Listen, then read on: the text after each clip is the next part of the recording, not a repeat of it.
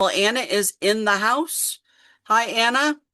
Hope you're ready for the crew tonight. You're still muted, dear.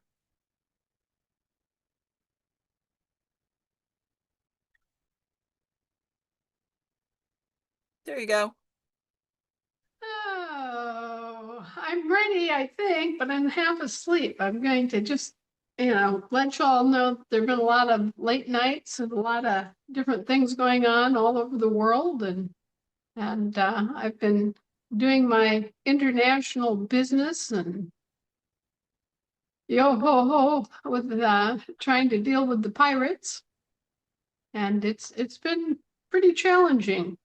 They were well entrenched and they were on a roll and they just thought they were going to get away with it. But no, they have been stopped. And so what comes next for them is what comes next for them. And we are free and clear and standing in the light. So all of you can take a bow and realize that you're safe and your accounts are safe and your money is safe. We are beginning a series of conferences, and some other conferences are being held around the world. But the upshot is that we may just wind up getting complete control of our individual accounts. Not as sub-accounts, but as, direct control of individual accounts in the system. Or we may have our own system, our own bank, to control the receipt of our trust. But either way, it's good news. And the way that these vermin have been operating has been the same throughout. There are certain things that they do consistently, and a fraud crime known as mirroring is central to it. And it's a crime of impersonation. They use similar names in different jurisdictions to mirror the identity of, it could be a person, it could be a business, it could be a bank, but it's a crime and it's a distinct form of fraud. And so it turns out that although our entire conversation with Hunter was always and only about setting up American banks under American law, including maritime law, American maritime law, he was busily setting up banks in the British maritime banking monopoly and calling them by deceptively similar names, which we have all seen before, right? But that's not why I pulled the plug on him. You could do that and just make an honest mistake, because this is confusing. You're in a hall of mirrors, and unless you really keep track of who you are, you can run afoul of it yourself without ever meaning to, right? Yes. So, that isn't the definitive, absolute, it's wrong, that isn't necessarily the total alarm bell. It's just more evidence that, yeah, something might be going off track here.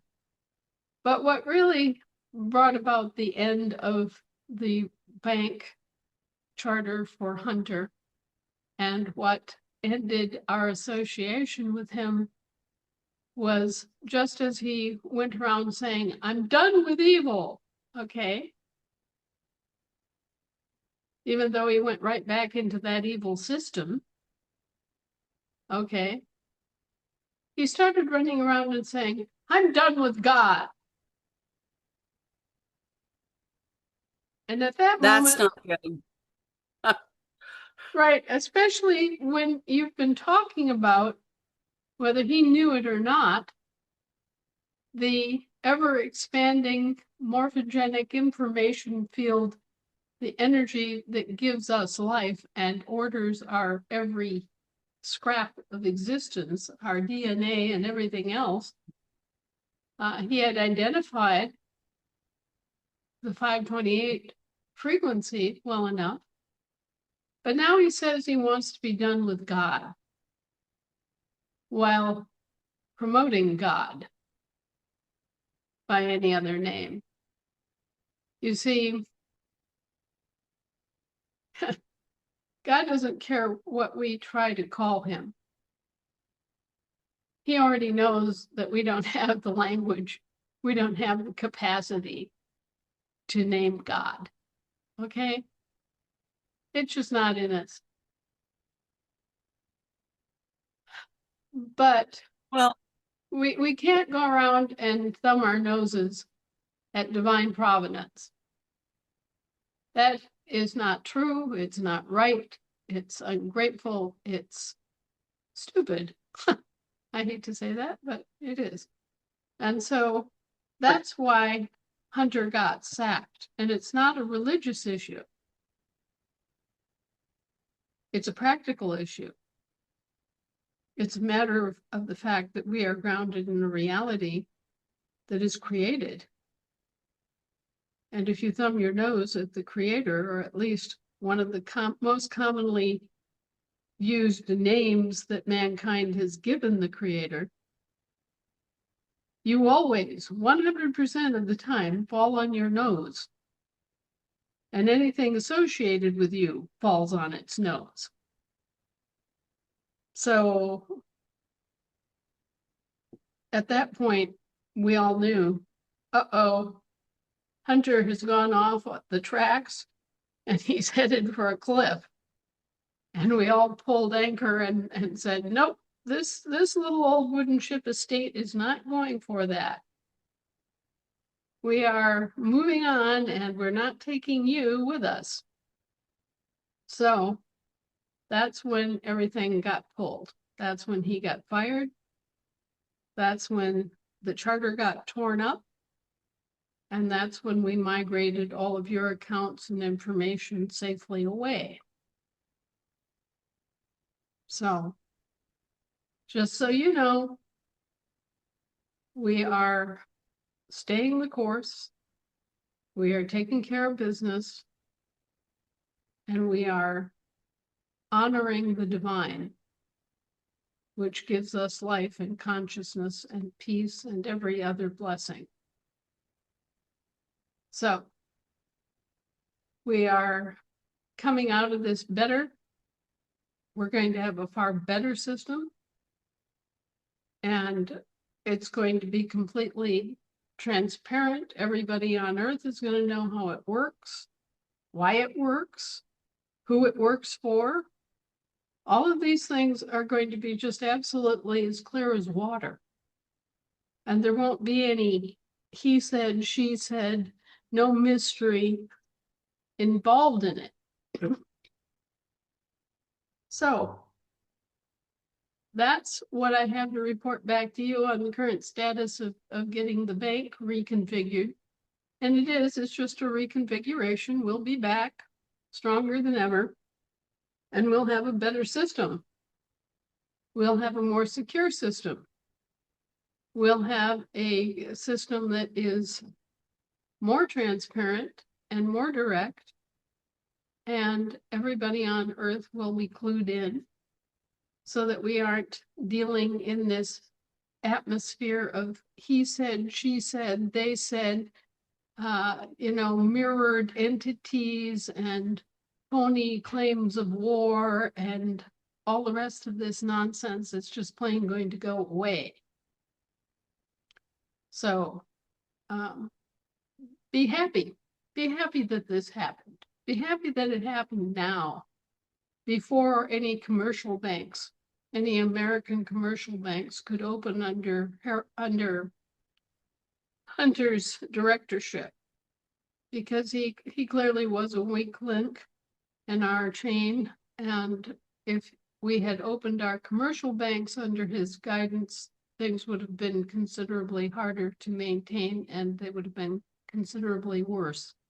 So we can thank that divine providence that he was ignoring and thumbing his nose at, that this happened as it did when it did, and that we were able to take all the actions that we've taken to minimize damage. That said, it does put a little bit of a time crunch in that we're going to have to take a little time here and create new interfaces for some of the programming. We're going to have to create new security measures, right? But that little delay is a delay that, you know, if their security measures weren't good enough, it's a good thing that we're finding that out now. So, I mean, Anna, it's important when we're doing something of such great importance that right now it may be inconvenient for us, but it's really a perfect time. If we were going to find out that there was some evil existing within the system and some issues, now is the time to call it before we even opened it. Um, Now is the time to extricate what was wrong and be able to move forward confidently. So, you know, even though it might be a disappointment to some, I really think it's really, again, what you stated as divine providence in many ways. right, absolutely. And, I'll tell you a secret about myself. This is a secret, deep and dark. I can do drywall.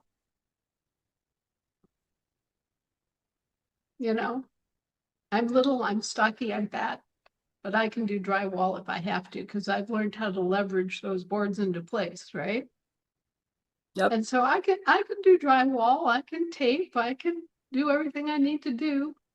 I can get a reasonable amount done on a Sunday afternoon if I have to. But here's the plain fact. I don't like to do drywalling. It has to Me be one of my, either. yeah, it's one of my least favorite things. I can do it. My I know how to do it, but I don't like doing it, right? right.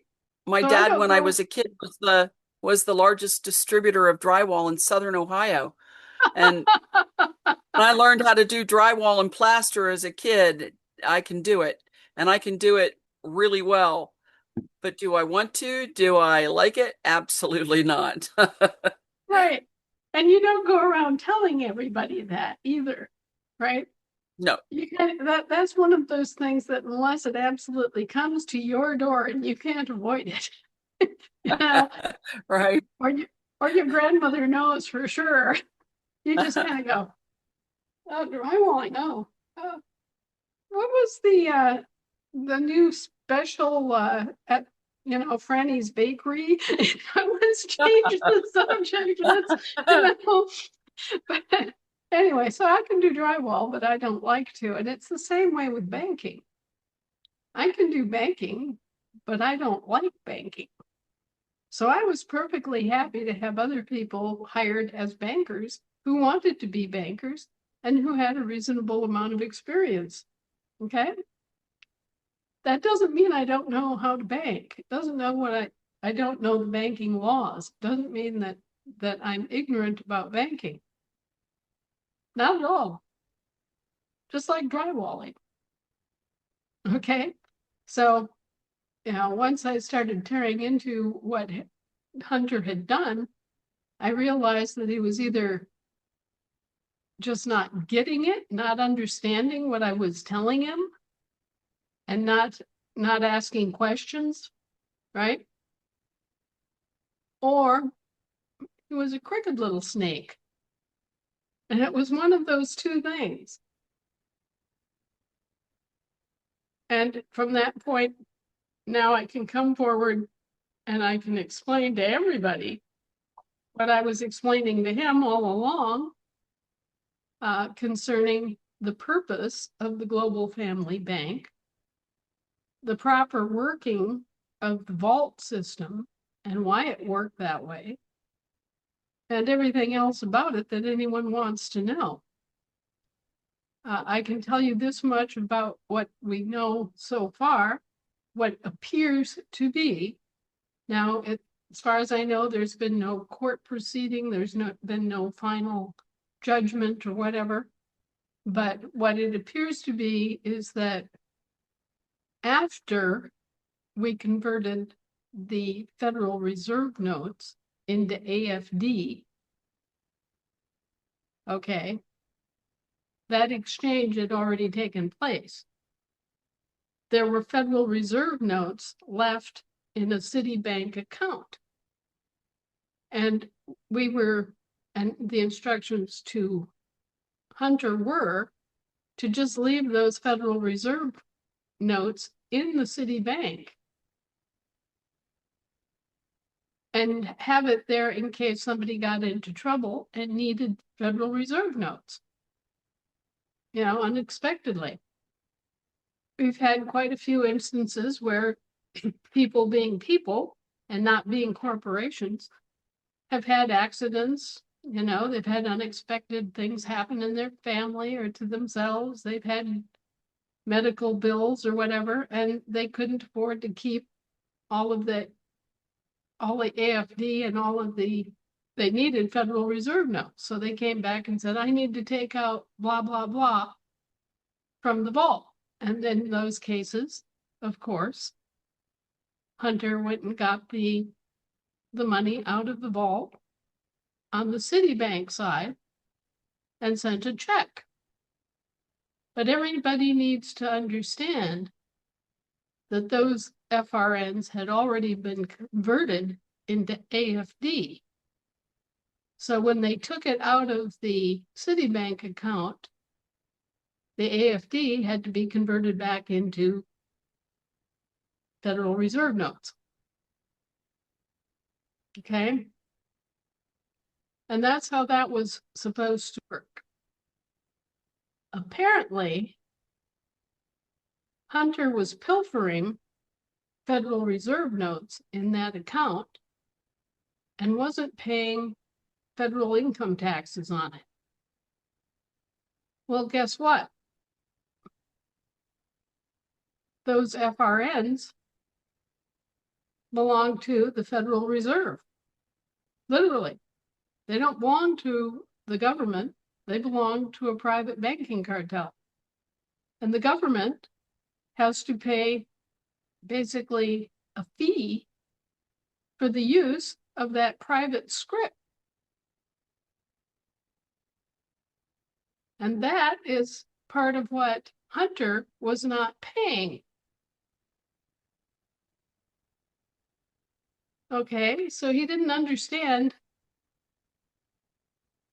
that if he was going to pilfer from the Citibank account, he had to pay federal income tax on that money.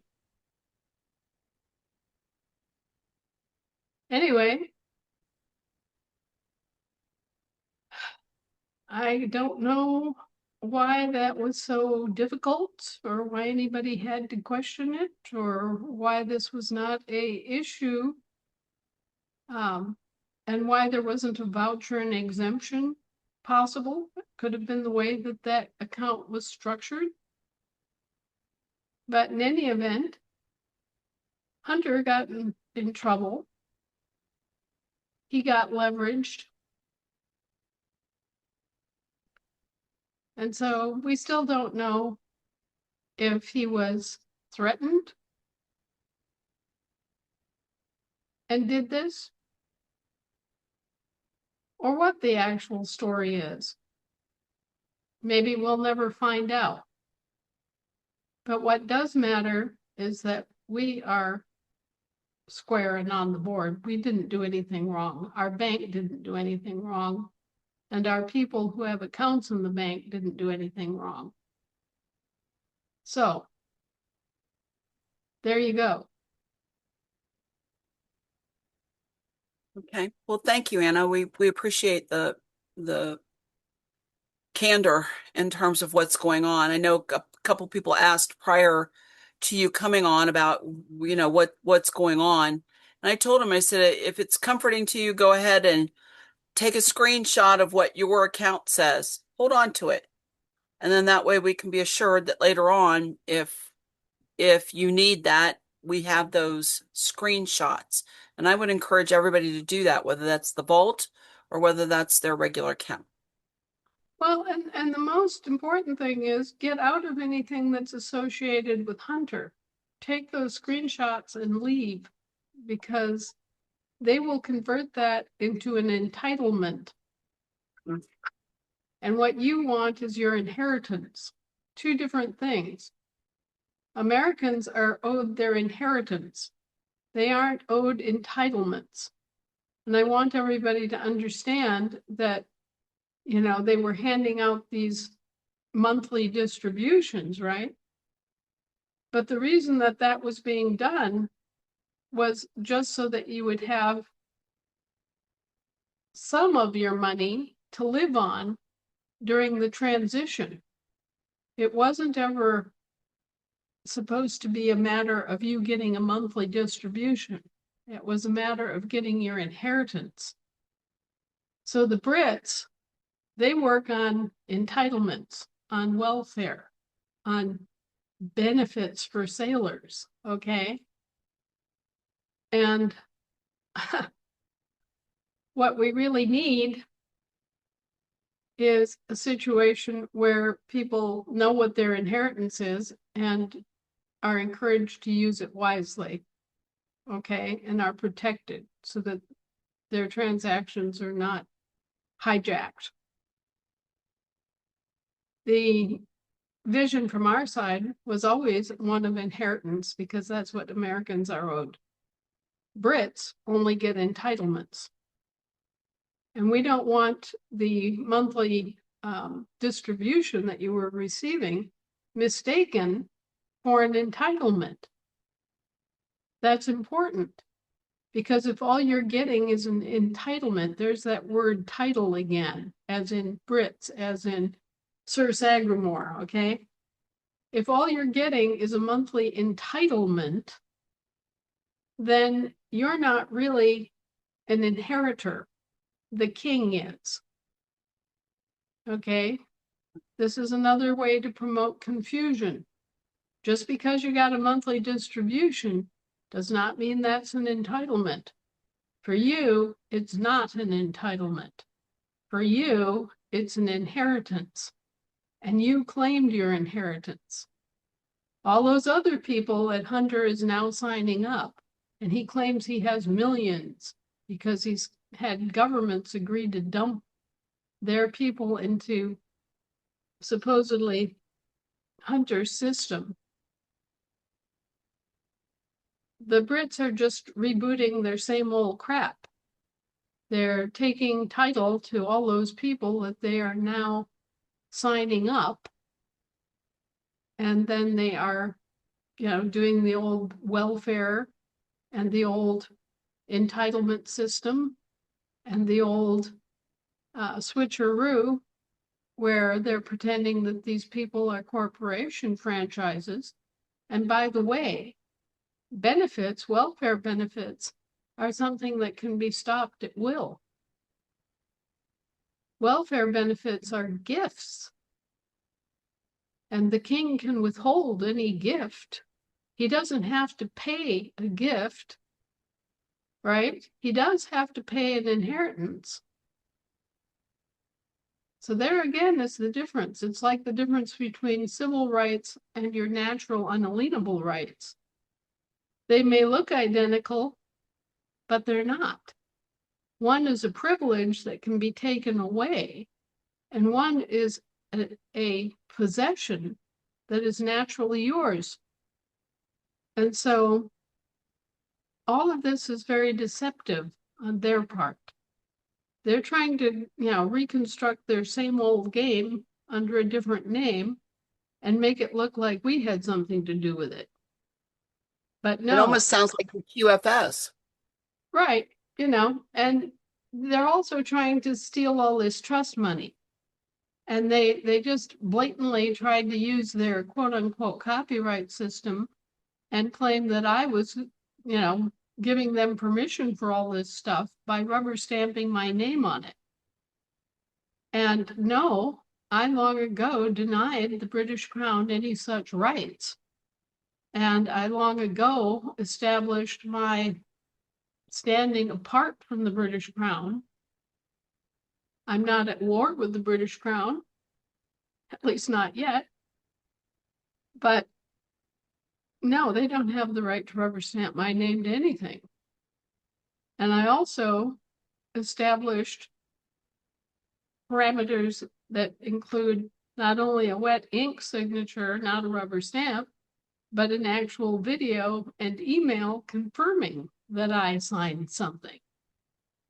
So, their rubber stamp business just took a real turn for the worse, especially when they were trying to access the Alpha and Omega Trust, which is a special trust that's earmarked for medical care that derives from the Avila family trust.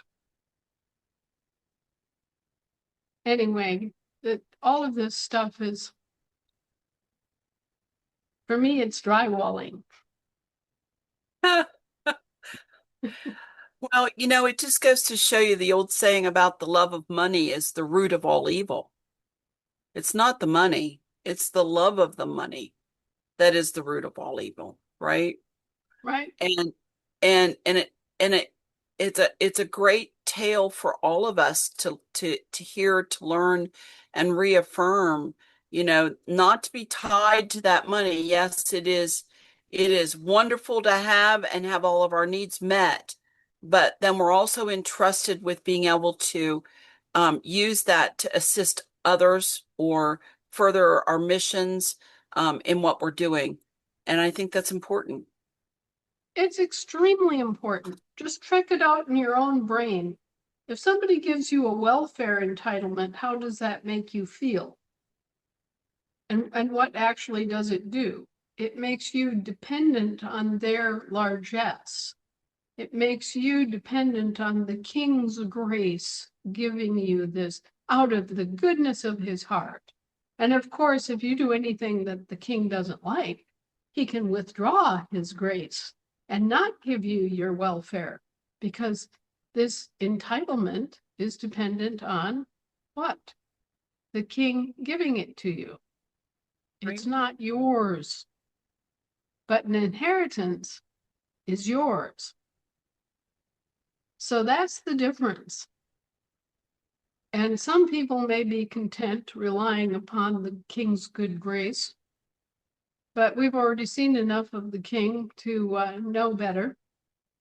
And so there's really no reason why any American who wasn't actually a British subject would agree to such a situation and agree to such a monthly stipend type of entitlement and such dependency.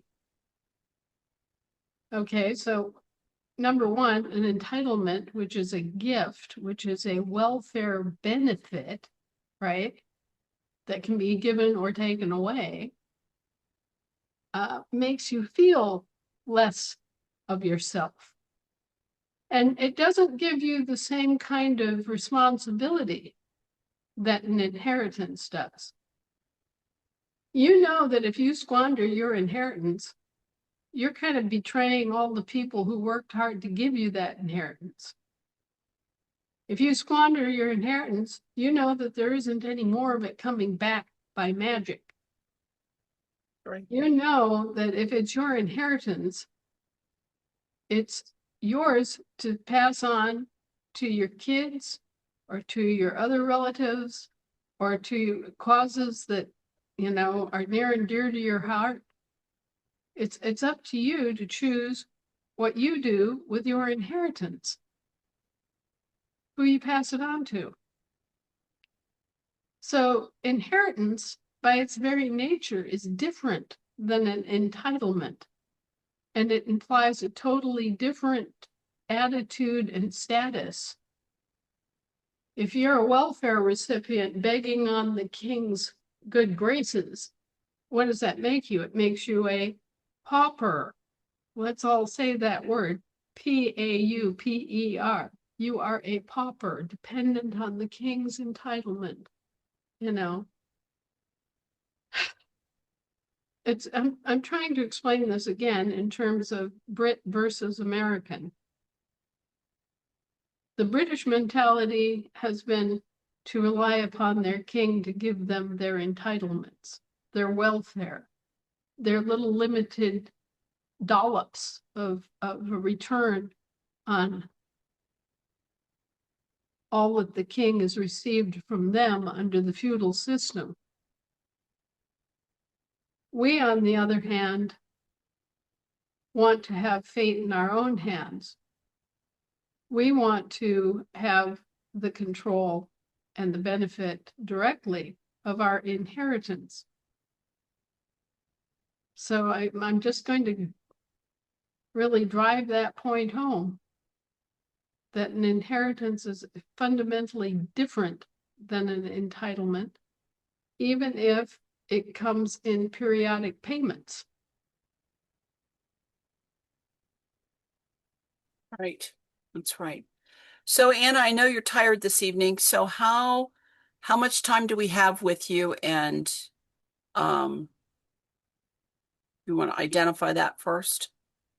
Well, let's try to keep questions down to 5 minutes. And if my voice starts to go, I'll flag everybody and let you know. Okay. All right. That's good. Are you ready to take questions? I'm ready.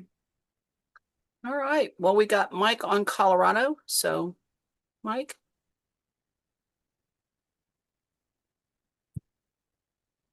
Oh, you're muted. There you go. Sure. I have problems with my phone. Anna, can I just send it to you? Sure. Okay, thanks. All right. Great. Thanks, Mike. Sin, go ahead. Yeah, good evening. I want to read this to you. Just simply, it's not it's just questions. Okay, I had two questions, but I think the second one you've already answered, but I'll read it just for clarification. I think it's something that maybe other people would be interested in hearing as well. Okay, the first question, actually, Lisa, I think this goes to you. This is during our militia committee meeting this past week or this week. Um, the statement came up in some of the literature that we were reading and going over, and it was, I believe, from the Ohio information that was sent to Michigan. So this question comes from this statement. State militias are manned by state citizens who are able to cross international jurisdictions to support other nations. They, in quotes, militia assembly chairman and militia commander may be members of the state general assembly. Okay, here's the problem, what we were having. What is the significance or connection to being a member of the general assembly? What does that have to do with any militia state citizen role within the context of that statement? Is it a matter of maybe crimes committed involving court action across jurisdictions, such as jurisdictions of soil versus land or state versus admiralty, for example, or something completely different? No, that's just a misunderstanding.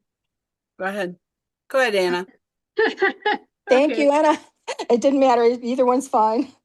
Either of you. okay. Uh, the the militia is formed of ASNs and state citizens. It's just everybody in the assembly that is physically fit and able to serve. Okay, and that is the state militia. It isn't just state citizens, and it isn't just operations outside of your state that you need to consider. The way that you have operational capability in another state is by having an agreement in advance for specific purposes that you agree that militiamen from Kentucky can go into Tennessee if Tennessee needs help. Okay, Right. so it doesn't need to be state citizens. It can be just Tennesseans that are in trouble and need help from Kentuckians.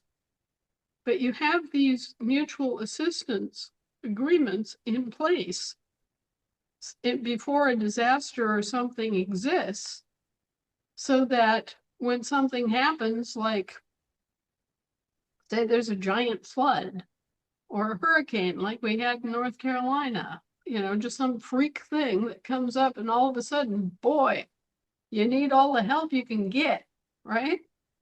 Well, so you have these agreements in place, especially with the states immediately surrounding your state, agreeing that, in case of a natural disaster or a foreign invasion, the militiamen of Kentucky, properly identified as militiamen from Kentucky, can come into Tennessee to aid and provide assistance. So that's Okay. the kind of thing that you need to have in place to allow that cross-border interaction. Right, I understand that. The Okay. connection, the problem was the connection to the General Assembly. I'm getting to Huh? that. Okay, Yeah. okay. There is no necessary connection between the drill assembly and the militia. Realistically, people are going to serve on both. That's going to be common, okay? Because, Mhm. but it doesn't have to be. There are imaginable situations that I can think of where people might be not eligible to serve on a militia, but eligible to serve on a jury assembly simply because of physical or age-related infirmities. I mean, a guy who's 80 years old, who's alert and can still think and process information, is 100% eligible to serve on a jury. A guy who's 80 years old and has two bad knees and has arthritis so bad he can hardly move is not an active duty militia candidate.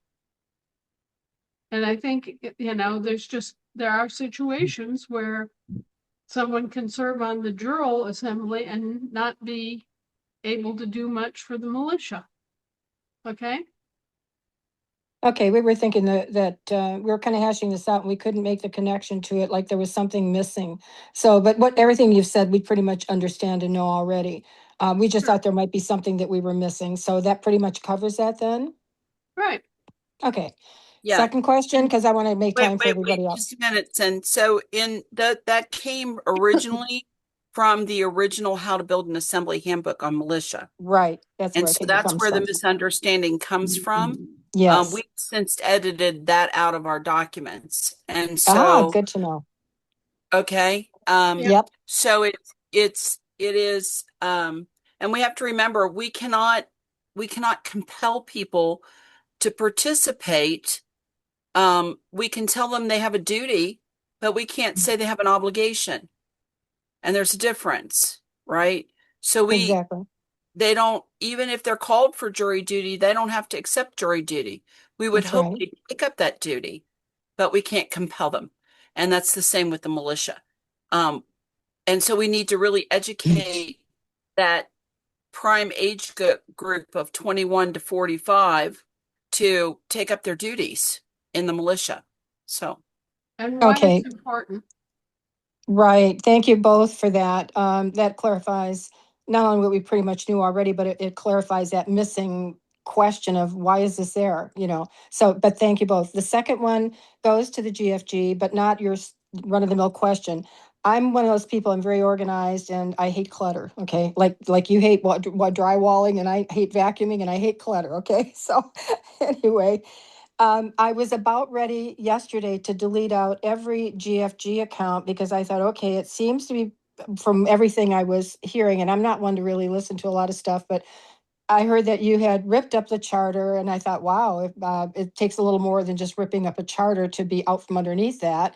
So maybe I better just ask this question tonight. So I didn't delete anything out. Should I delete anything out related to GFG, or is that somehow still under your control? Or you had stated already that our accounts are okay, that our paperwork, which I have everything of mine up there, including 928s, they're all up on the GFG. And so I'm concerned, not about my paperwork, because you said everything is fine that way, our accounts are okay. But what about continuing to use the GFG links, websites, logins, all that? I'm going to screenshot. I already have a screenshot, but I'm going to do a more recent screenshot that you suggested tonight. It's a good idea. But other than that, once I do that, can I delete everything out because I hate clutter so much? You may, and I suggest it because Good. you're not a Brit. Thank you. That's what I thought. From what you just And- said tonight, that was what I got from it. I just want to make that clarified. Right. Go ahead and delete out of GFG, have nothing more to do with it. We have reason to believe that they're operating illegally as well as unlawfully. And we don't want to be associated with it or want our people associated with it. But they will retain that as an offer to you in order to ensnare you into their system. Yeah, that's what was happening. I kept getting every day, I was getting a vault type thing, and that raised a red flag with me because I'm huge on privacy and I'm always suspicious of everything pretty much. But when I started getting an email every day about, the vault and go check it out and put your FRNs in there and everything, and I thought, why are they sending this every day to me? That's just a little suspicious. So, and then this came right on the heels of just a couple of days later, all of this coming out. So anyway, good thing to have Right. spidey senses. Um, And I'm going to As- yield at this point, Anna, if you want to just go ahead and say whatever, but I'm going to yield for everybody else. Thank you very much, ladies. as far as we're concerned, deposits that you made up to and including July 1st, we will absolutely honor. Anything past that, and with the, the announcement going out and everything, it'll be looked at very seriously and we will question, okay, where's your receipt? Where, where did it go? And then we'll figure out your intention at that point. If your intention was to act as an American and to exchange your FRNs for AFD at that point, we will honor it. But when we tore up that charter, he lost his public bank charter and lost the ability to actually issue money or to issue credit, the prepaid credit. He lost that. And he may try to continue on and claim that he has that, but he doesn't. So you have nothing to fear or any reason to be associated with something that is basically turned into a fraudulent misrepresentation. He doesn't even have the right to use the name the Global Family Bank because that is something that I came up with that had been discussed and created as a framework in 2015, a good 5 years before I ever breathed the word to Hunter and named the bank the Global Family Bank. So he's even trespassing on our private copyright. And so all of this at this point is moot because he is removed as the director.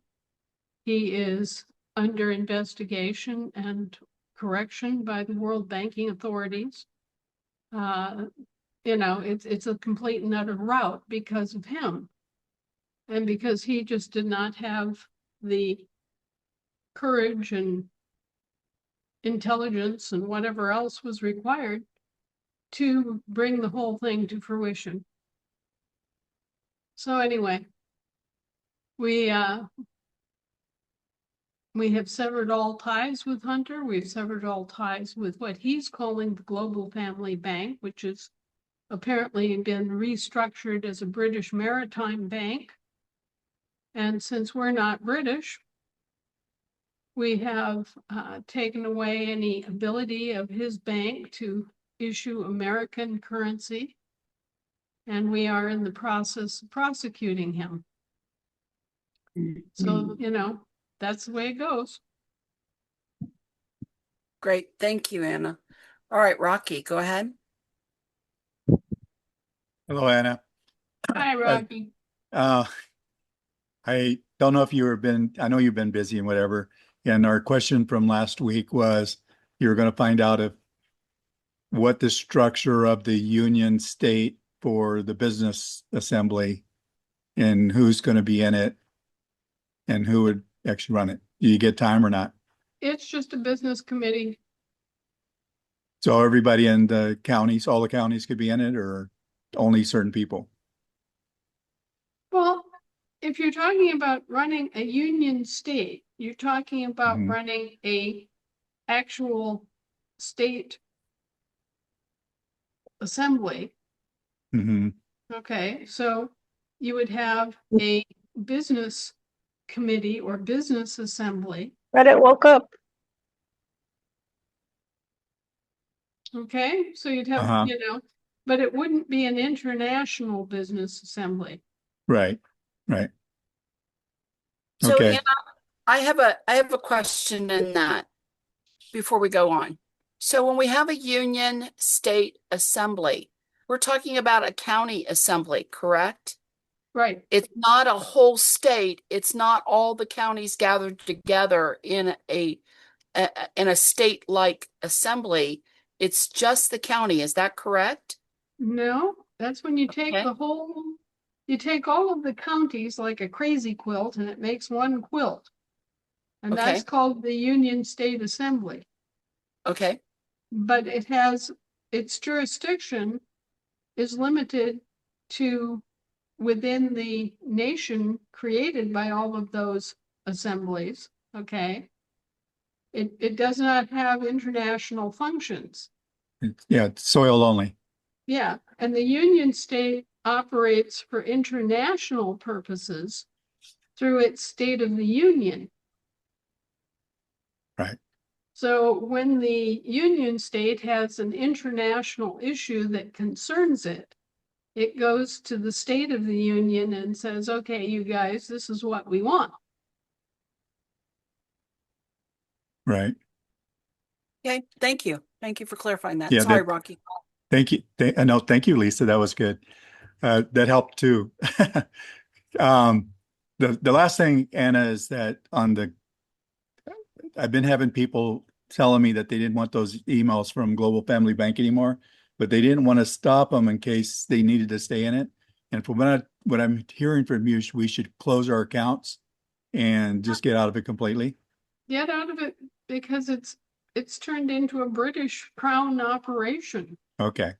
So that would stop the emails from coming to us if we got out. So Right. that's what we wanted. Thank you very much. I'm going to yield.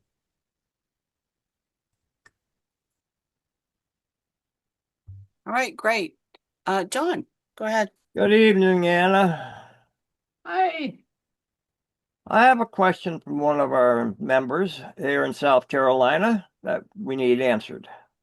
Okay. If a young man is under 21, or woman, I should say, man or woman, under 21 and is working and has been claimed by the mother and father as property until they're 21, does this young man or woman have to do anything as far as notifying the IRS for their taxes that would be taken from their earnings? That is the question. Do they need to notify like I would have to notify when I did my paperwork? Well, Because I own my son. He's my blood. And wouldn't he right. be covered under me or my daughter? This is it's very convoluted because they have an 18-year-old age of majority and we have a 21-year-old age of majority. Okay. And since IRS taxes are being applied against British Crown subjects and franchises of the Roman municipal corporations and not against people at all, it's their rules because it's their money and their system that is being invoked here. So until we get this whole thing straightened out and we get rid of their presumptions, which we're working on, that's what I've been doing instead of drywalling. It's almost as bad. I consider it plumbing. But anyway, um, it's coming to a head here real soon in terms of them registering American babies as British subjects and copyrighting our given names. This is illegal. And, you know, I've taken it straight into the highest courts and the highest authorities there are to get it resolved in our favor so that we no longer have to deal with that. Yes, folks, I've kept my little nose to the grindstone and I have pursued the arsonists instead of, you know, batting at brush fires. And we are looking at a situation where they're going to have to correct their operations and their presumptions and their courts and everything else that they're doing here in a very big way. So hopefully the IRS and the Internal Revenue Service both will be a thing of the past for all Americans of all ages and all circumstances, period, at all. And we won't have any income taxes in this country because there are only two ways of looking at it. Either it's income earned by an actual corporation, which is taxable, or it's earnings that are based on the labor and the performance of a living man. And you cannot tax earnings or the labor of a living man without subjecting him to either peonage or slavery. So it is absolutely impossible. It is both illegal and unlawful to tax the earnings of a living man. It is only permissible to tax the profits of a corporation. And that's what they've been claiming to do, except that the living man has been totally unaware of the existence of a corporate franchise operated under his name in a foreign jurisdiction. And they're using this confusion between the man and his earnings and their corporate franchise, their hidden corporate franchise's income. And they're deliberately using this as a means to latch on to the living man's earnings and bring it over into their system and pretend that he owes income taxes. The definition, the only definition that the United States Supreme Court has ever given for the word income is profit separated from capital. That obviously does not apply to Jimmy working for 10 hours at a garage and getting paid for his time and physical energy. So they've been collecting under false pretenses from living people, and they've been calling our earnings income, and they have been using this undisclosed corporation named after us as their excuse. And so what we've brought forward is the method that they've used to latch upon us as babies in our cradle and create these unconscionable citizenship obligations for us, making us serve a foreign government without even realizing what's going on. All of that is unlawful, illegal, and immoral, and I have slapped it right in the Pope's face, and the King's, and the Archbishop of Canterbury, and all of the major bankers. So, folks, no matter what else happens, the gauntlet has been thrown, the match has been lit, the nature of the fraud is now out in the open. I'm on video all over the internet, an hour-long testimony that absolutely rocks the very foundations of the entire system. And they're going to have to do something because now millions of people worldwide have sworn testimony saying, this is what's going on. This is a criminal report that has gone on, that, this is an actual actionable evidence of the immense crime that has been perpetuated against humanity. Now you're going to be hearing, like Marco Rubio has been all over the web saying that, oh, the evil ICC, the International Criminal Court, is endangering our soldiers and our Marines and our sailors, and threatening them with arrest. Well, fellas, you've been hired as cheap mercenaries without your knowing knowledge and consent. And guess what? When you operate as mercenaries, you're engaged in potentially very illegal activities. And yes, if you're engaged in going in as a mercenary force and assassinating the president of another country, you're acting in a criminal capacity as well.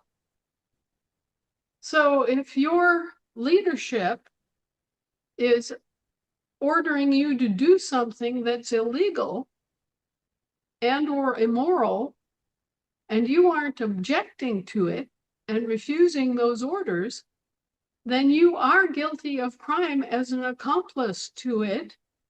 And if you follow those orders, you are guilty of the crime that those orders entailed. You have got to wake up, fellas. And the other part of this is that because they did not disclose the fact that you were signing up for mercenary service, none of those contracts binding you have any teeth in them. They were all signed under conditions of fraudulent non-disclosure. So you can refuse to serve even if you are active duty, and even if you have, as a matter of conscience, you can just plain refuse it. They can tell you to go to Palestine, and they can tell you to kill Palestinians, and if you think it's immoral, you don't have to go. And if you... That's one of the things I wanted to ask you, Anna, was, are you going to give another video for Mark Rubio, or whatever his name there? Yes, you bet. Counteract his video, Marco Rubio? I'm going to cover each and every one of the areas that we need to cover. And, it's all stuff that we need to know. It's all stuff we need to act upon. But my message to you is not, don't believe that the ICC is a bunch of evil globalists just trying to rein in American sovereignty. Obviously, our sovereignty has been suborned by a bunch of British commercial corporations for 150 years.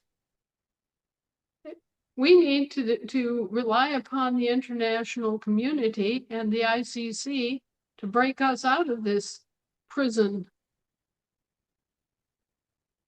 So Anna, I just put in the chat the information about bring your testimony forward. Mm-hmm. And I've had a few questions on that to those that I've sent it around to. But this is an opportunity that if you have been beset upon by the municipal or federal government, the IRS, the agencies, whatever, it is an opportunity to state your incident in a very, what I would call very brief form, meaning that it should be a paragraph or two and nothing longer. But it's in support of Anna's claims for the International Criminal Court. And one of the questions that I've had, and I think it's important, is some people say, well, but the International Criminal Court means nothing to the United States. And I've explained to them that it does mean something, though, and Europe is under ICC and the Hague Convention. And I said, Anna's not going after the tail of the snake. She's going after the heads of the snake. So they're the ones that charter corporations. They're the ones that do that. And if the claims can go forward, and be supported, here in the States, we would call in our courts that called an amicus brief, a friend of the court or a friend of the issue. And so we have to be very brief, couple details, put the details, couple paragraphs, don't make it too long. They won't read it. But in Right. support of Anna's claims to ICC, and she needs that done pretty quickly. And it does matter. It does matter to Britain. It does matter to the Crown Corporation, and it will matter when it hits the Roman Curia and the Pope. Okay, they have to abide. Absolutely. Absolutely. This is the other take-home point. The President of the United States Incorporated likes to wave the war flag under dubious circumstances and say, oh, they're trespassing on our sovereignty. No, they're not. They're not. What they're doing is trying to rein in lawlessness on the part of that corporation and its management. And since the Brits are under the Hague Conventions and the Romans are under the Hague Conventions, there is no doubt that those corporations are also supposed to be operating under the Hague Conventions. Remember, they're not ours. These are foreign corporations in the business of providing governmental services. And the countries that actually own those corporations, guess what? They're all under the Hague Conventions.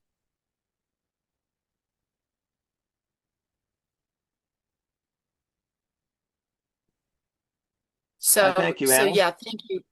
Okay. And I yield. Thank you. All right. Thank you, John. All right, Gerda. Hello, everybody. I'm in Western Canada, as you probably know, but we have a group in Eastern Canada that is organizing a grand jury to deal with things like child trafficking that they're very concerned about. And I believe your advice in the past was not to try to just organize a grand jury if you don't have a proper assembly standing or a jural assembly standing. Does that still hold? Well, there are two views on it, and I'm kind of caught between the two. One is that the populace can just set up a grand jury and present its findings and then set out and enforce those findings. The problem is that when you don't have a proper jural assembly and you don't have properly identified jurors and you don't have an actual set up court, it looks like vigilantism. And you get backlash not only from the law enforcement, but from the population at large. Because they look at you and they think that you're just some whack job brute that came out of nowhere and set up your own little process, and who the hell are you, right? You may be within the actual purview of the law, the actual public law. In America, you certainly would be. I'm not, that studied on Canadian law, but in America, you would have that right. It's just a matter of, can you do the enforcement without having your total court system set up? Can you lawfully and legally enforce against them if you don't have your own court and your own court officers? So I know how pressing the issue is, but I just look at that in terms of how urgent it is to get your own court up and get really back in the saddle and do this right. If you're going to have a grand jury, you can have a trial jury. If you can have a trial jury, you can have a jury pool. If you have a jury pool, you can have I mean, this doesn't take huge numbers of people, folks. You know, if you had 50 people total, you could set up both a grand jury and a trial jury, and you could have your elected officers and the whole 9 yards, and you could do it right. And then even if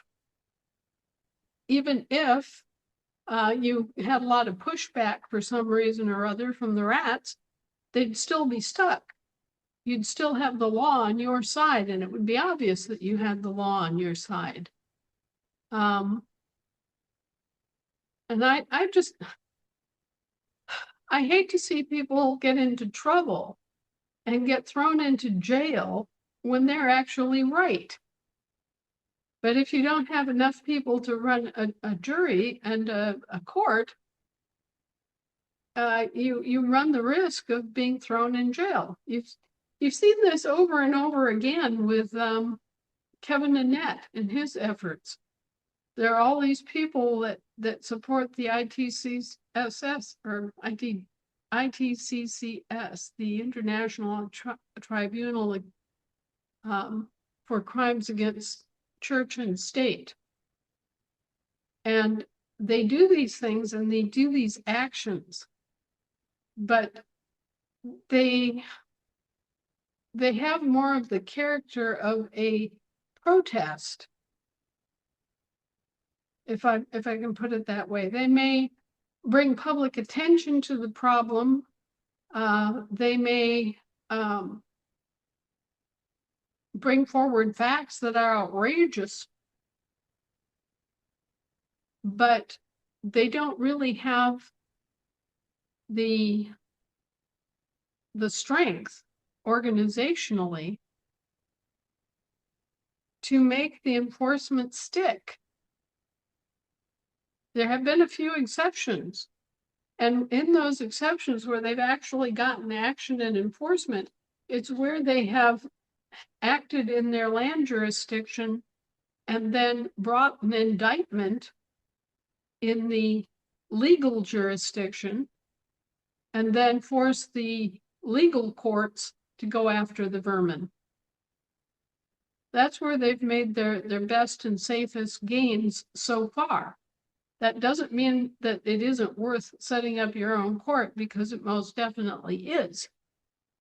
But if our object is to get action against these trafficking groups, then probably the quickest way is to take your grand jury, do your investigation, bring forward your evidence, and then indict whomever or whatever you have determined is guilty of, or most likely guilty of, a crime, and bring that to the local officials and the, in your case, provincial officials, and,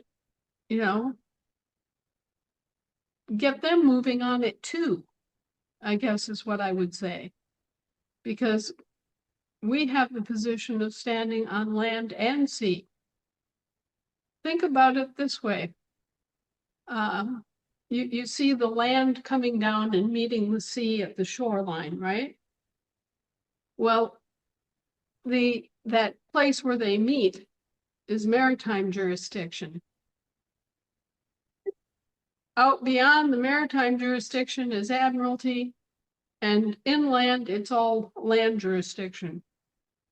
All right. So it's possible when you have a situation like this where it's an international crime, that international crime is of interest to both land and sea. And you have the capability of addressing all three, but you can only stand on two legs at once. So you can stand on land and maritime.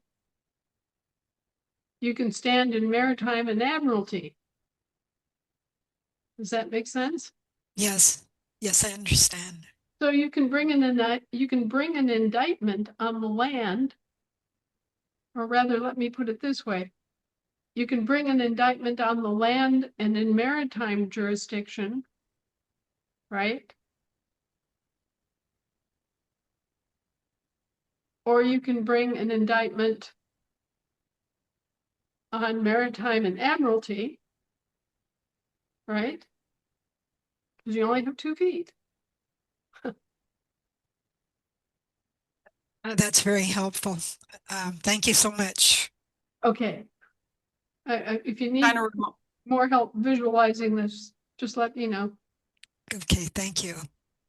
in a way, it kind of reminds me of a saying my dad used to say when you were gonna, puff up and try to force your will on him. He'd look at you and he'd go, "You and whose army?"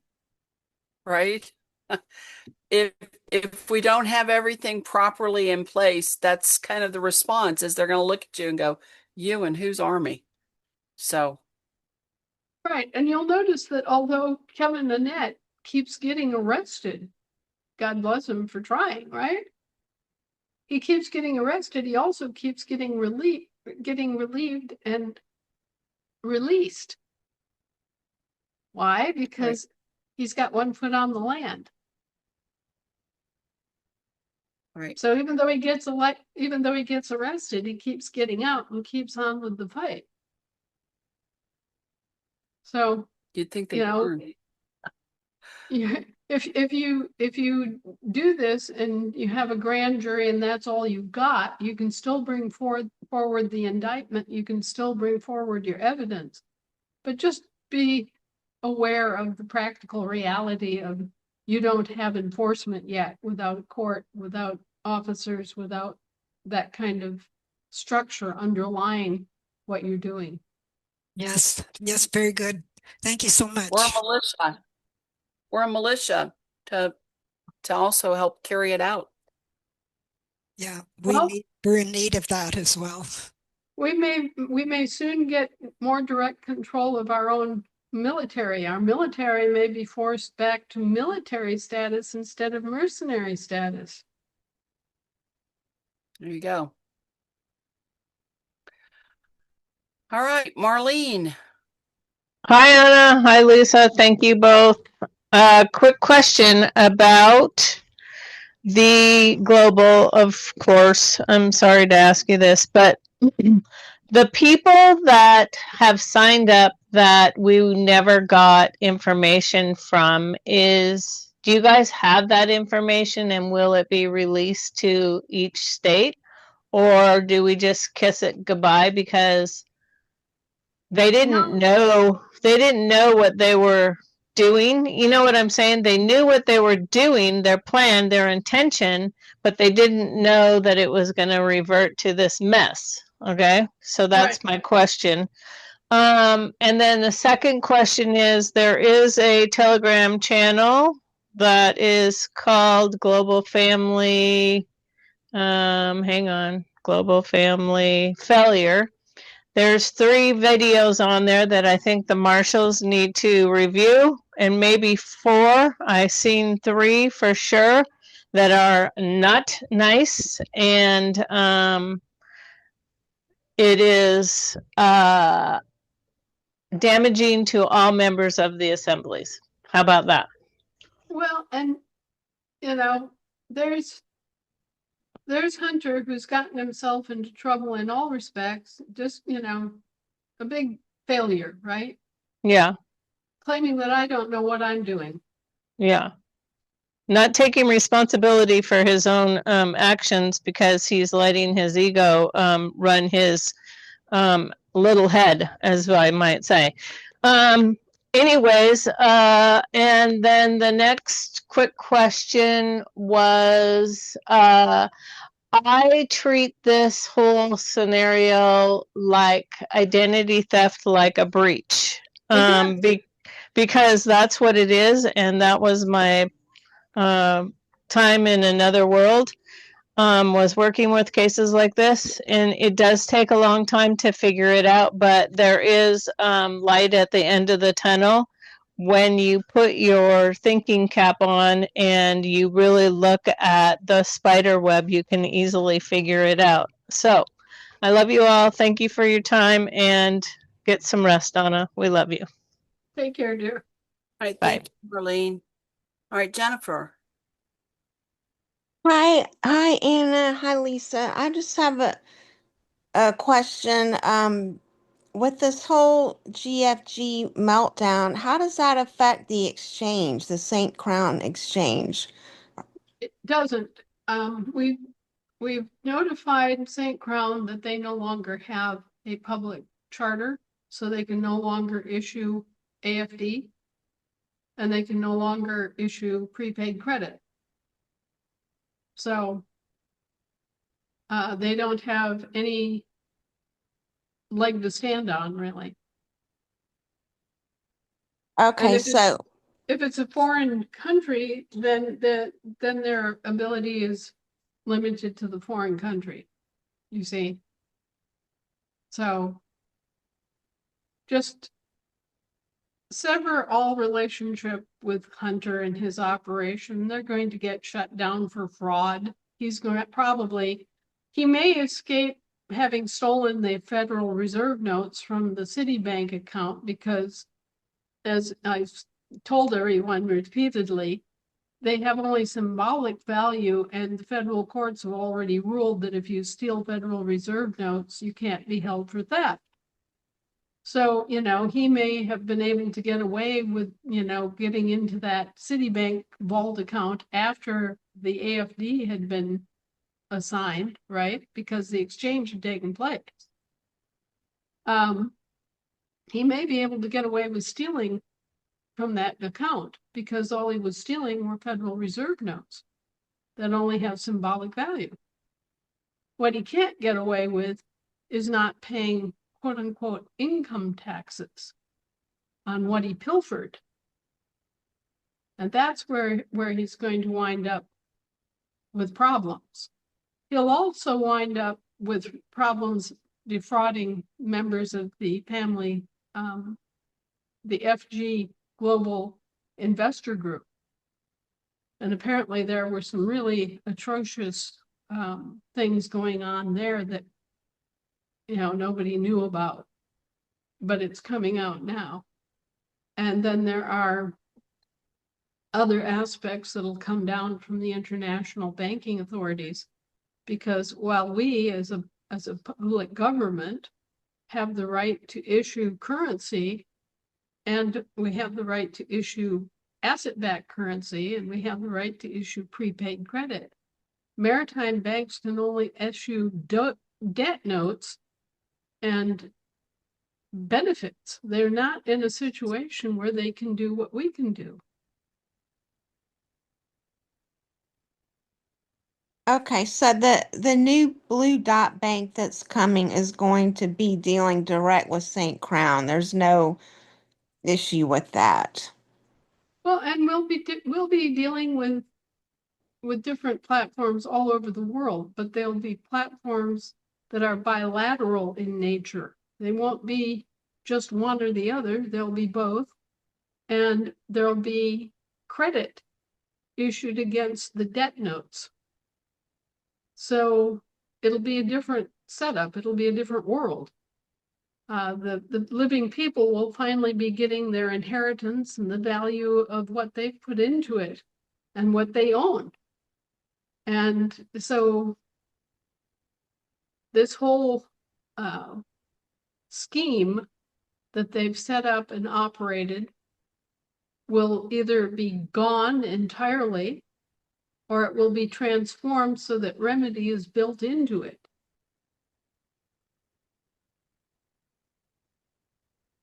Okay. Thank you, Anna. I yield. Take care, dear. Thank you, Jennifer. David Hara, you had your hand up before you got bumped out. Did you want to say something? Thank you, Lisa, but I am unable to communicate tonight. I don't know why, so I'm going to wait till next time. Okay, thank you. All right, Mike on Washington. Hello, Anna. With you going to the ICC, will any of these proceedings have any effect on the IAJ and proceedings? Because we've had so many people bail out of America and seek asylum in other jurisdictions. I yield. Well, The biggest problem that we have is with the banks, the commercial banks and the commercial corporations coming in here and pulling crap on the living people. That is the number one problem that we suffer in terms of miscarriage of justice and everything else. But the territorial level government is just as guilty because they are deliberately using these commercial corporations to do their dirty work. So who is more guilty? The user in the background, you know, using the sock puppet, or the sock puppet? They're both guilty. The sock puppet is guilty of actually doing the crime, and the puppet master behind them is guilty for conceiving and encouraging and implementing the crime.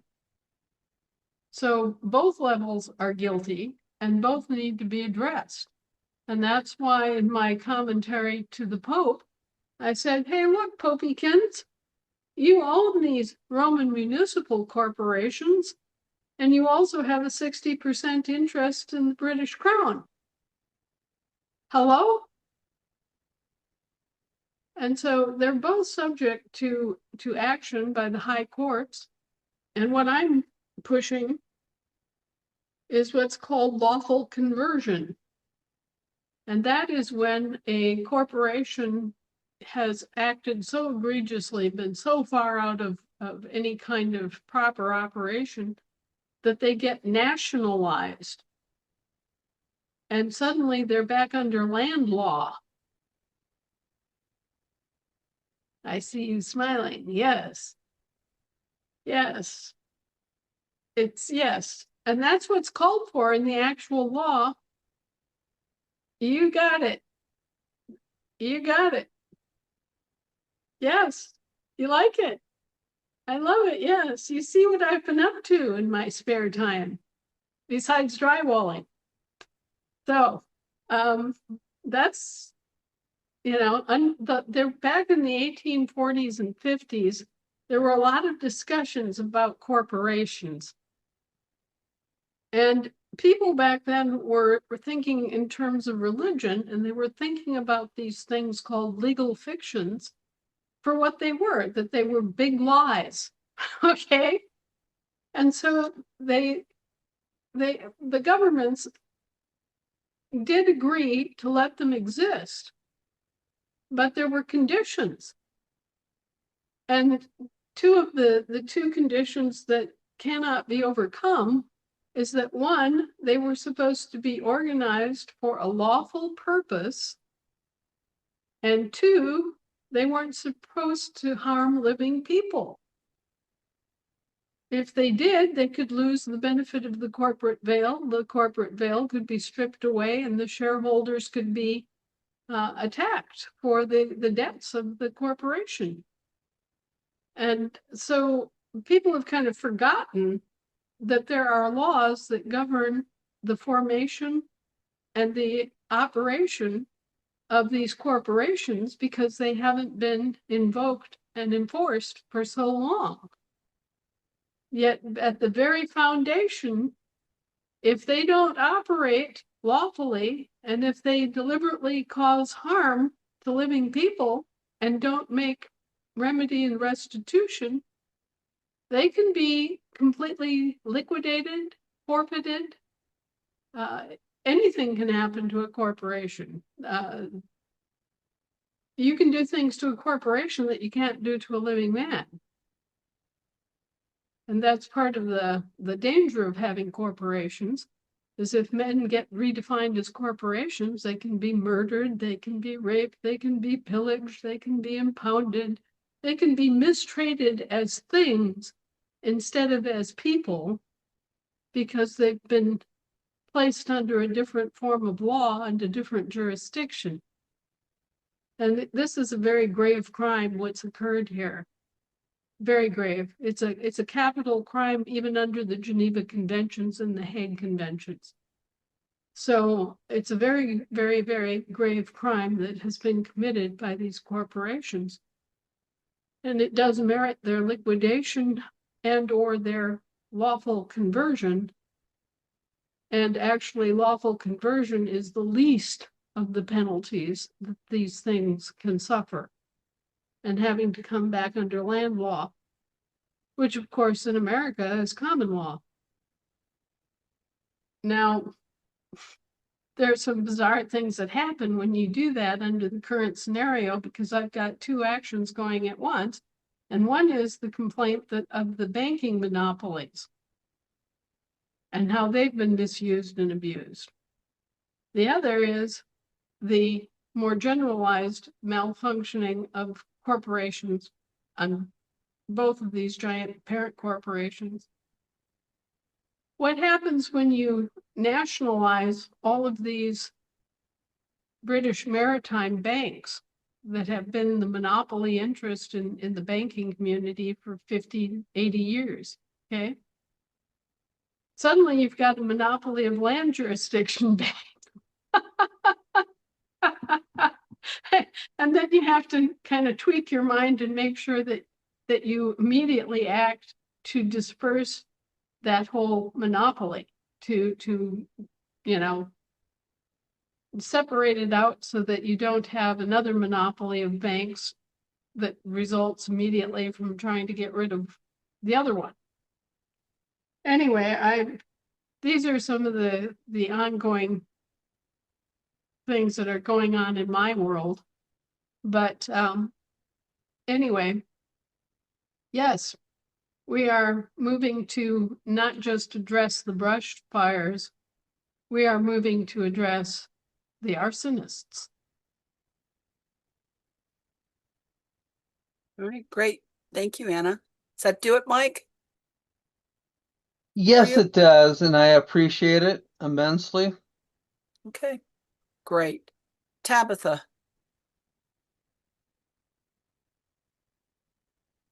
You have to unmute Tabitha.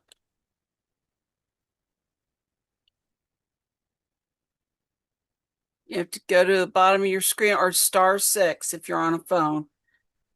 Okay, here we go. Can you hear me? Yep. Yes. All right. So, granted, it's for you.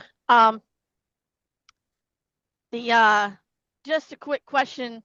I know you're talking about the GFG. So did the GFG have their own placement of the LRO, that they had all of our information? No, they did not have the LRO. They only had their own system. And Hunter had agreed at the very outset and on several occasions after that, that when people signed up on what was called the LRPR, or anyway, their system, the Global Yes.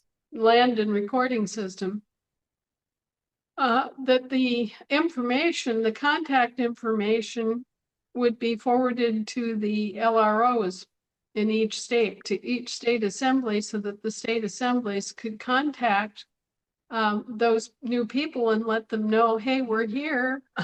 This is what we're doing. If you'd like to join your state assembly. But he never did that. He never got around to sharing that information. And I think that this was all part of a scheme from the get-go to try to enclose our people in his British Crown system. But that's not going to work. You just need to back out of what he's got on the internet and wait for a few weeks, and we'll have everything back up and running much better. Thank you. So Anna, Love you. might it be a good idea to put out maybe an article that those that did their status correction on Global who are on the United States contact their state assemblies, so Absolutely. they can get their information on their state assemblies, and be able to, if nothing else, transfer their information or provide their information to their state assemblies for their inclusion. Well, that's something that we can do we can extract that and send lists to the state assemblies. That would be now that- beautiful. yeah, so we can do that. Okay, great. Thank you. Rebecca. Good evening, and thank you, Anna. I know you're working so hard. Thank you so much from all of us for all you're doing. My question is about the GFG was actually like an LRO for many of the other countries. We had our LRO here in the States for so many more years before anyone, else. And then when global came in, people actually got papered up on global. So in terms of those countries that don't have their LRO, how can we get their records for them and create LROs for them, or give them that stack and they make their own LRO, or how is that going to work for them? Well, You know. we can provide them with the official means to doing all of that. And we can share out, the people that have signed up under our bank can get that information off to the assemblies in those countries, right? We could probably spool off a land recording and publishing system pretty easily for each one of them. And most of those other countries are at a point now where they are able to take on those functions and do it for themselves. Yeah, and Anna, there also is, Ohio and Texas have been working on their land recording offices, and that's completely free. And there are a few international assemblies that are using that. Terra Canada is using it. Terra Australia is implementing it. So, that is available to them. We won't translate it, so they'll have to have the IT person to translate it themselves, but the functionality is all there. Yeah. Yeah. We haven't been slow, any of us. We've all been moving along right at a good pace. And so having their own land recording offices is certainly of great utility, and it gives them more control and more ability to reach their own people quickly. So those people who were on the global as their LRO, what would you say to them in terms of bringing their paperwork along with them wherever they go, or what? Well, I would re-record my paperwork with the national LRO. Now, there's nothing proprietary about where you record something. A record is a record is a record is a record. It doesn't automatically change into a registration, okay? So if you record something, no matter where you record it, you are making a choice as to your jurisdiction. Okay, so global doesn't gain anything proprietary by publishing a person's intention to stand as a man and a woman on the land and soil of Saudi Arabia, okay? That is just a record, another record in a different jurisdiction saying the same thing. Hello, this is my choice. And we can have lots of different options for people to record their status and, proclaim their intention. You can even do it by putting an ad in the newspaper. So, making something public and holding a public record, I'm probably on a dozen or more different public records, having claimed my, declared my status as a Wisconsinite. So there's nothing wrong or dangerous about having more copies and more instances that you can produce and say, see, I said it here, and I said it there, and I said it last year, and I say it again. Yeah. We've got it on this LRO, we've got it on this LRS, we've got it on the LRPS, we've got this all over the place. It's not a secret. And, that's one of the things that is most damning with them concerning me, is that I'm on the record. I am really well and truly on the record. I am on the international record. I'm on the record with the church. I'm on the record with the Vatican. I'm on the record with the high courts in London. I'm on the record with all the low courts here in the districts. And they still can't get your name right. And they still can't get my name right.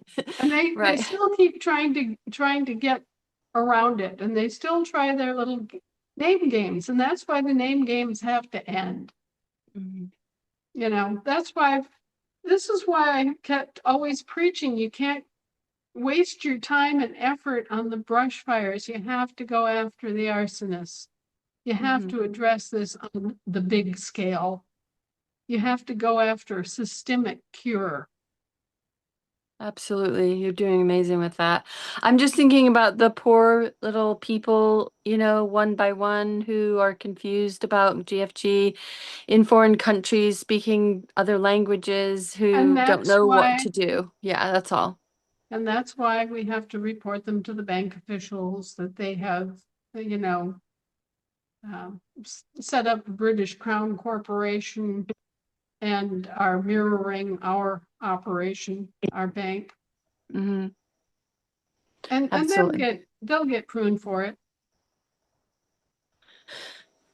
Yeah. So your advice to the little people out there who feel like they don't have a publishing place anymore is to continue to publish it and be on the record and carry your paperwork if you need to.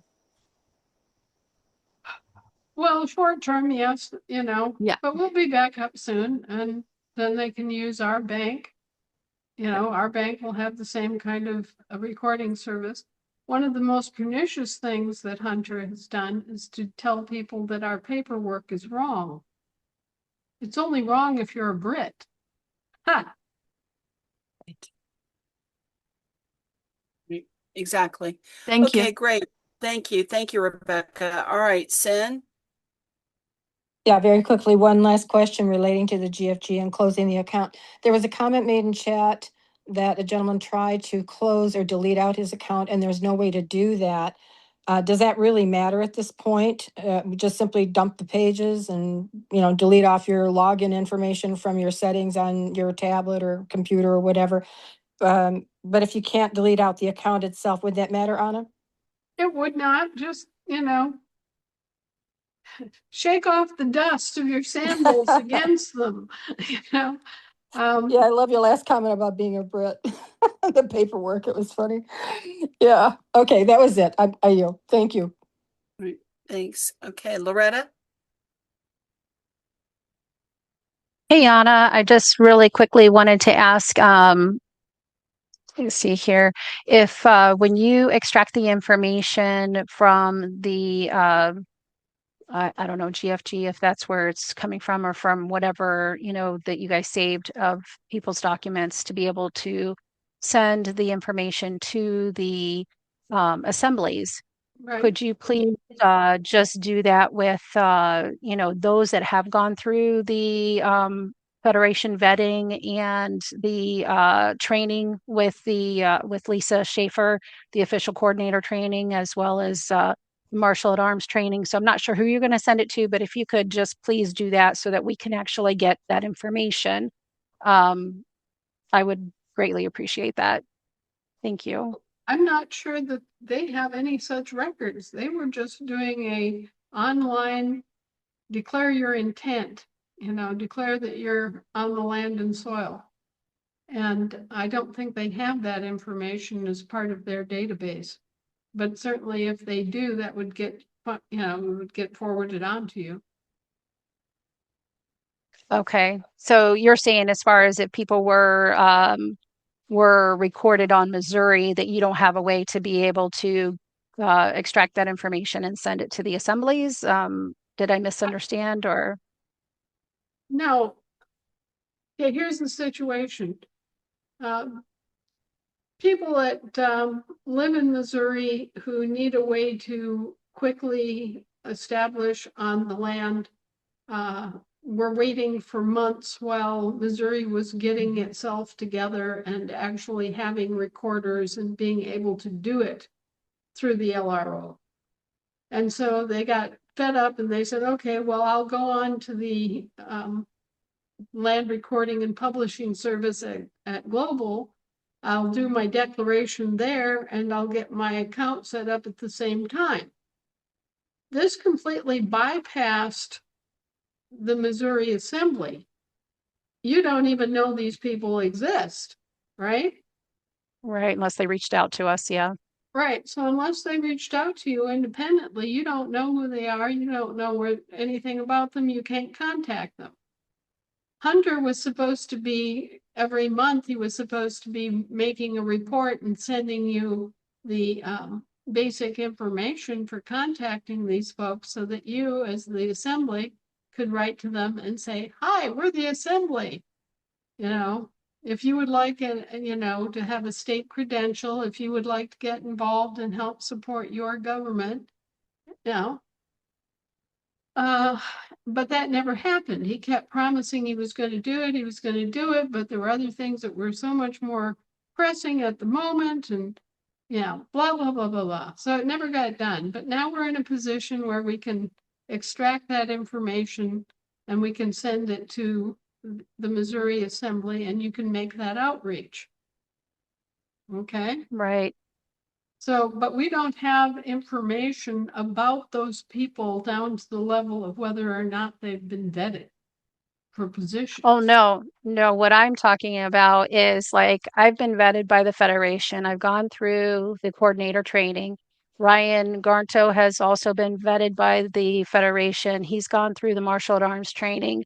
Not all of the coordinators that are currently named as coordinators on Missouri have gone through all of that. And we don't know if they're ever going to go through that. So I am under the impression that you have that list, and I'm just asking, since the other group doesn't communicate with us, would you be able to at least provide that information to those of us that have gone through that training, have gone through the actual Federation vetting, so that we can make and reach out to those people whenever you have the list of those that would have actually recorded on the GFG?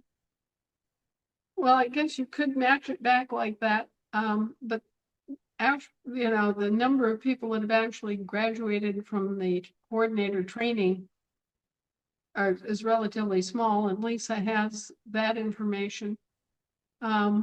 The number of people who have gone through Federation vetting for these specific positions, the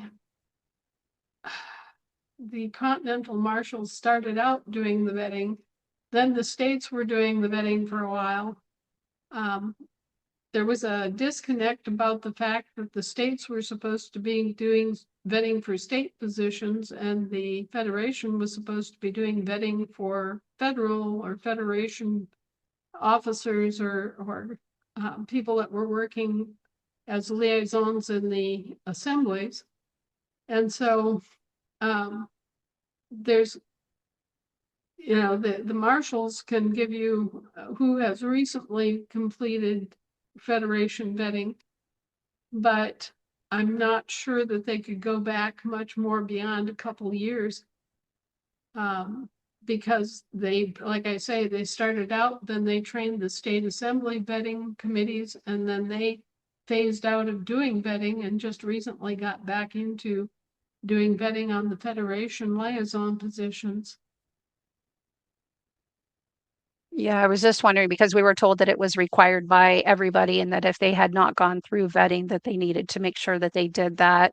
And also through Lisa Schaefer's training. So I'm just trying to, as you know, there has been issues with the coordinators on Missouri not communicating. And So I'm just trying to figure out, with what we are doing, who has gone through the vetting, has done all of the training, we are trying to do outreach. We are moving forward. We don't see the other group doing that. We have not been able to, as you know, because I've sent, information on that, been able to make amends with them. And so we would just like to be able to continue with outreach, continue to be able to grow the assembly. And if there are people that recorded on the GFG, if they are able to be if we're able to reach out to them, there's a 99.9% greater chance with us than with the other group to be able to actually be a part of the assembly. So that's all that I'm trying to figure out, because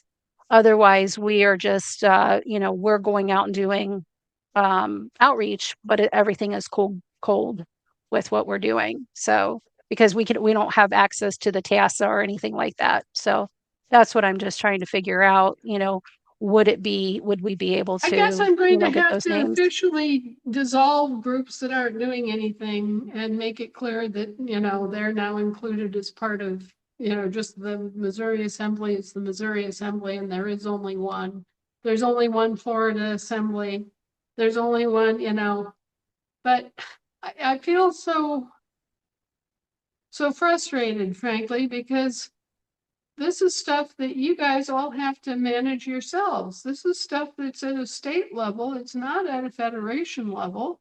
If you can't get together and agree among yourselves, then what hope do you have of actually functioning at the level you need to function at? If everybody's going to sit there and say, oh, I've got my little ball and bat, we can't have this. And if I have Oh, to sound absolutely. like a school marm and say, okay, this group is joining that group, and if you don't join, then you're just SOL. I don't know what more can be done or said. Okay. Well, we've just been trying to work in honor, and we've done everything that we've been asked, and we continue to move along. I'm just trying to figure out at the federation level, being that we have done everything that we've been asked, how do we get those outreach contacts? And so that we can actually continue on with outreach. That's all that I'm looking at. Well, So since the other guys aren't doing anything and are not playing fair and are not being expansive and are not including everybody else into the scene, then obviously you're going to get the contacts because you're the only ones that are going to do anything with the contacts. yeah, except that they seem to get sent to the others. So that's why I just wondered, could you please make sure that my name's on that list? I would Well, appreciate that. yeah, and I don't know what's going on, why you're not being included as coordinators. I think it's just Terry has been so basically overwhelmed for a while now that it hasn't gotten done, but I have contacted her and I have asked her to put the coordinators and the recorders on the list at the TASA website. Okay. Thank you, Anna. I really appreciate it. Thank you. Okay, thank you very much. All right, we got one more. Sarah. Hi, I have a question. I have a couple of questions. Global recording. There were two variations of the declaration of political status. One was a foreign national that I've seen come through, and the other one, the Universal Declaration of Political Status. How can we be sure that those documents are okay, that were, there for us to download in other countries? Well, they were until very recently. Anything from July 1st onward, don't trust, don't use, because unless you're British, unless you're a British subject, what they're doing doesn't apply and shouldn't be. You should not try to, unless you're a Brit, avoid them. Okay, it's that simple. From the 1st of July onwards. Okay. Yes. When would you use a foreign national? Who would use those documents? If you're a foreign national, this is where you get into the whole miasma of having foreign nationals operating some part of your government.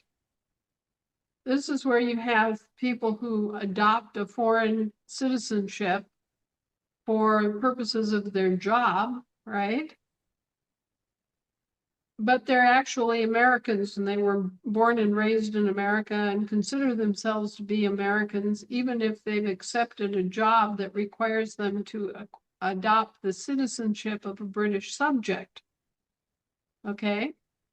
So those people, they have an inheritance that they need to claim, even though they are in a foreign status at the moment, right?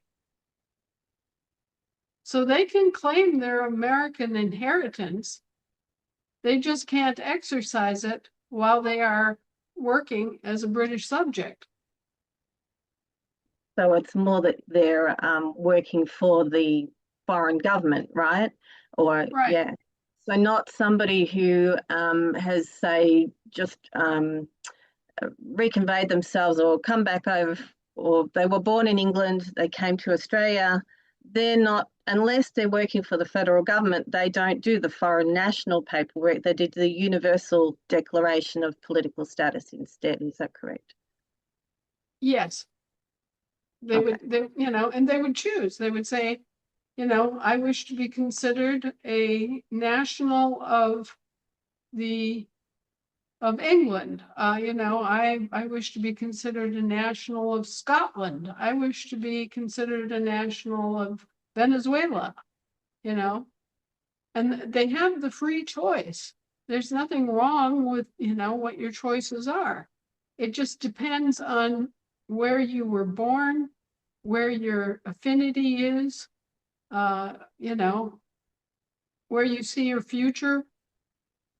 And, once you've emigrated to a country, you can maintain, a claim on that country and say, I'm adopting Montana as my nation and state.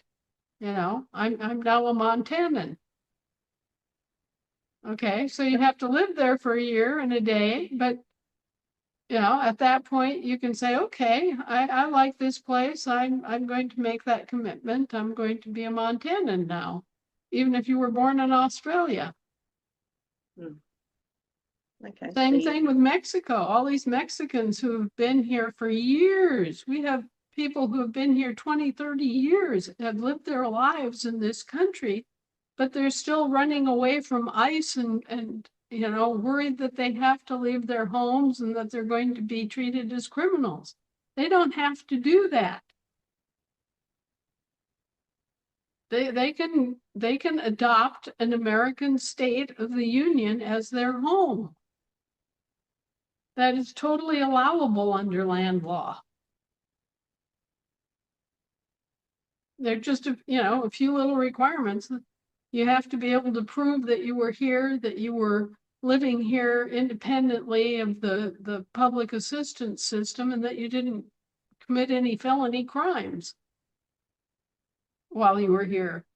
If you can do that, and let's face it, many of the people that we have emigrated from Mexico especially have come here and worked their tails off and been good people, have been good neighbors.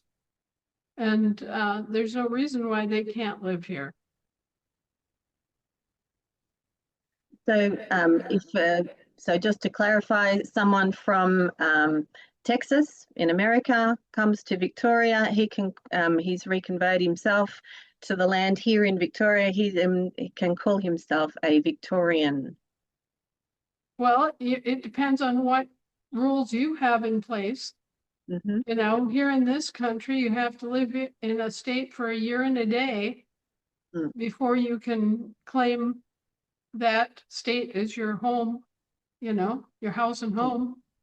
Yep. But whatever the rule is about that in Victoria, if they then meet that, our rules are really simple. You have to be there for a year and a day. You have to be there for a year and a day without going on public assistance. So you have to work or have enough money to just hang out for a year and a day. And you have to not commit any felony level crimes in that year and a day. So that's what our rules are. I don't know what your rules are, but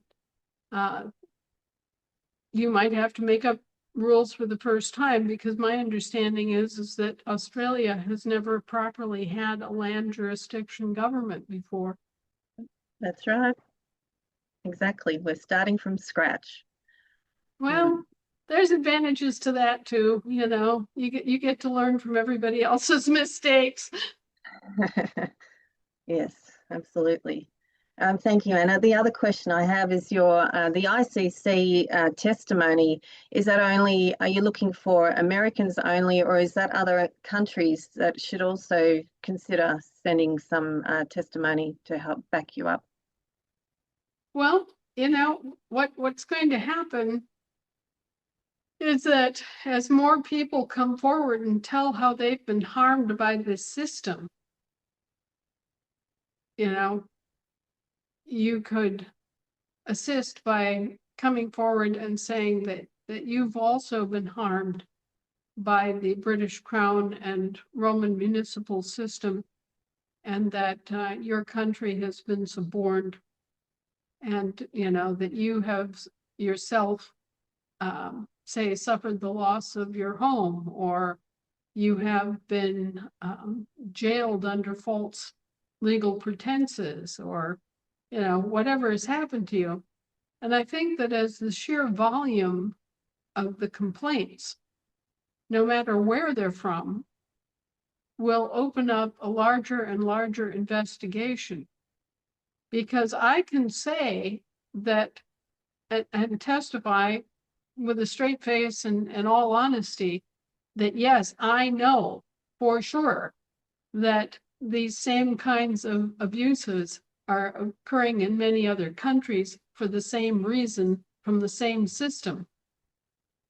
But when you sit down in your own handwriting and, you know, pen a little letter to the ICC and say, you know, I'm Michael Brown from, you know, Queensland, Australia, and I had these corporate thugs presenting themselves as Australia Inc. troopers or whatever, come on to my posted property and trespassed against me and beat me up and shot my dog and hauled me to jail on false pretenses of owing corporation taxes. You know, I was misrepresented. I was unknowingly enfranchised. They started running a phony business model behind me using my name without my knowledge or consent. You know, whatever it is that you suffered, that can speak very eloquently to the ICC. And then what happens is that it's not just an American complaint, it becomes an Australian complaint. It becomes an Irish complaint. It becomes a German complaint. And pretty soon they're getting the full bore of, yes, this really happened, and this is how they're working it, and it's all fraud, you know. And at that point, they have to act, and all of the quote unquote national corporations, but more importantly, the owners and shareholders have to act. And at that point, you find out who the owners and shareholders are.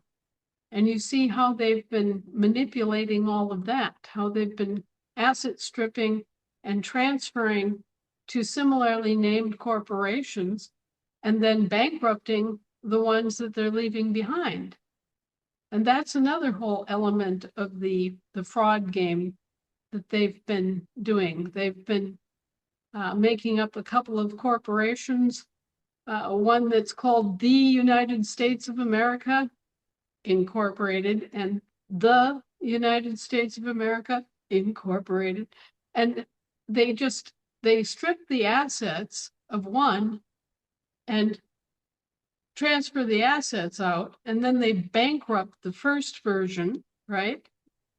And they name us, the shareholders, responsible for the debts of that bankrupt corporation. So they cyclically reduce the population to just bare minimum kind of life support conditions, and they take all the profit. They discharge all their debt on our backs and keep this game moving. And all of this is going to come out.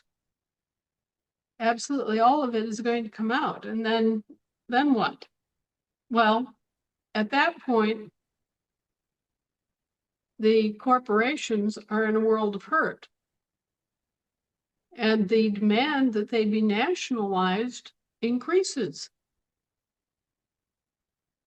And then when the court starts to turn it around on the perpetrators and the corporate veils start getting removed, and the shareholders, the real shareholders, the ones who have been manipulating this against the public interest, when they start to get nailed for it,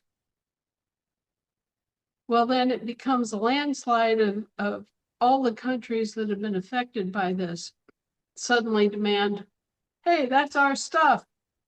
Those are our people. You don't get to redefine our people as corporations. You don't get to seize upon our land and put our land in foreign land trusts. You don't get to entitle yourself to as much as a centimeter of our country. Thank you very much. And pretty soon these corporations are sitting there back on their heels going, oh, what the hell happened? You know, all these nice people have suddenly said no. Because these nice people finally realize what these corporations have been doing behind their backs. So the more people that actually send in their testimony, the more they will realize how many people see the fraud too, yeah? Right, and then they'll be opening up investigations into Australia, into Germany, into Italy, into France, into England, into everywhere that this fraud has affected and harmed living people. It will just add to the demonstrable evidence of the fraud. Yeah. Okay. Thank you, Anna. I won't keep you any longer. Thank you very much. I yield. Okay, we got one more hand. Michael, keep it short. You know, we all want to get out of here. And probably some of us are almost as tired as Anna. How you doing, Anna, besides tired? Oh, I don't know. There are days when I'm tired of fighting, and there are days I get up and I just want to rip them a new one. And I go I back go through and most forth. of my days with some of both, so I can relate. Okay, quick question. It's kind of complicated. I'll get it if you don't have an answer for us right now. Nobody seems to be able to answer this question. When our lawful state court has a trial by jury, the state court justice will put out a judicial order according to the verdict, right? If that is a verdict that affects all the people on a state, who would be responsible? Who would have the duty of making sure that that judicial order is carried out effectively so all the people out of the state get their remedy? Like, for instance, on Ohio, here we've got 88 counties. So would that be on all 88 sheriffs, or how would that work? Thank you. I yield. Well, the first question I have is this something that's affecting the state of the union, or is it affecting the union state? Is it affecting the living people or the lawful persons? Or both? I What's would the say nature? both.